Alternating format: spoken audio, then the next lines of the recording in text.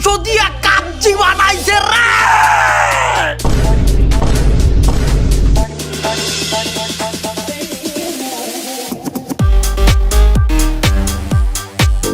পচা মাংস? পচা মাংস? তাড়াতাড়ি আয় দেখি কি হইছে। কি হইছে স্যার, কোনো সমস্যা? বাটপারি কয়দিন ধরে শুরু করছস? এই গোস্তটা দেখ তো, গন্ধ কইনি।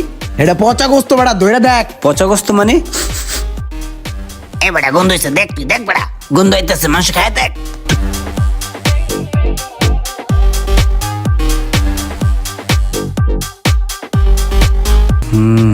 গন্ধ গন্ধই তো লাগতেছে।